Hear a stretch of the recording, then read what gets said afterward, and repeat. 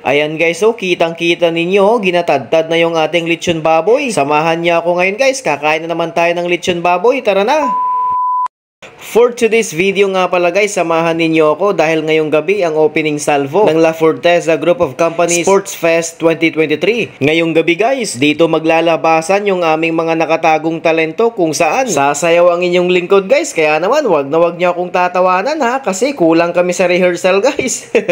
So eto na guys, pumasok na tayo sa ating city gym kung saan eto yung mga bumungad sa atin mga naggagandahang dilag. Yan nga pala si Mama Max guys, feel na feel niya yung kanyang attire.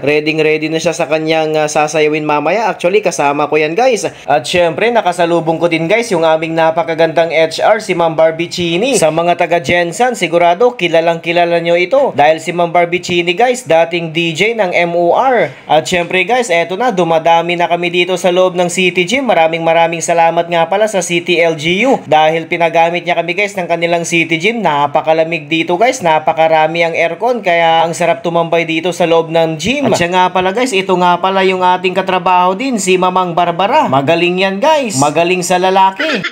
Eto din nga pala si Arnel guys, at saka si Julius. Akala nila picture, yun pala video, hindi nila alam.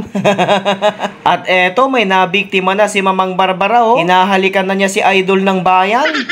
Sa puntong ito guys, malapit nang mag-umpisa yung ating programa ngayong gabi at syempre naghahanda na yung ating mga facilitators. Pero bago yan, tinawag ako ni idol ng bayan Max Ryan G. Palyurina, nakunan ko sila ng picture ni Kuya Jerry Falcone. Itong dalawang ito guys, kapag nagkikita sila parang aso at pusa, nag-aaway, pero sa bandang huli nagmamahalan din yan sila. Eto nga pala guys, inihahanda na yung ating kakainin, pero bago mag-umpisa yung ating laro, dapat may laman muna yung ating tiyan. Nakikita ninyo guys, hinihiwa na yung ating dalawang lechong baboy. Ayan, napakasarap yan guys. Sigurado meron pang sausawan. Napakarami kasi namin dito guys na empleyado ng La Forteza Group of Companies. Mula sa pharmacy, non-pharmacy at syempre yung mga iba pang mga empleyado guys na nasa labas. Napakarami talaga namin guys. Kaya naman, believe talaga kami sa aming employer na si Madam Marites La Forteza Mones, kasama din ang kanyang mister, si Bossing Melchor Cotillion Mones. At syempre, bago tayo kakain, dapat manalangin muna tayo guys. Yan nga pala yung ating mga pastors. Pinangunahan nila guys yung ating prayer at syempre ang inyong lingkod bago mag-umpisang programa. Ako na ang humawak sa ating Philippine National Flag. Kaya naman umawit muna tayo ng Philippine National Anthem. At eto guys nga pala, bago mag-umpisa yung programa natin, nagbigay muna ng mensahe yung aming CEO na si Madam Marites La Forteza Mones at Bossing Melchor Cotillion Mones. Syempre, opisyal nang binuksan ang ating Sports Fest 2023. Ayan nga pala si Kid guys.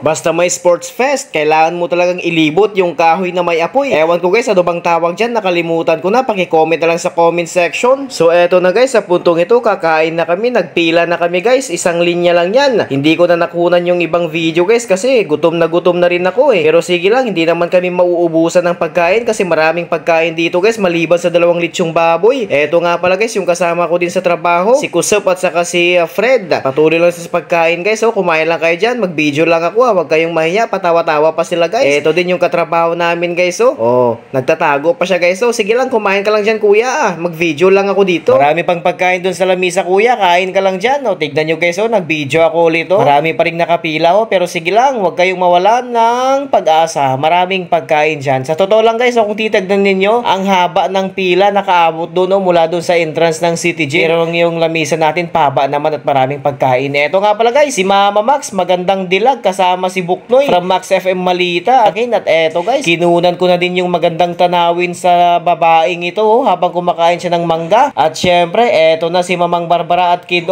kumain na sila at saka eto na, nagpapainit na sila guys, sumasayaw na sila. At eto na guys, the moment of truth, mapapasayaw na tayo nito. Nilalamig na ako guys, pero kailangan na naming sumayaw.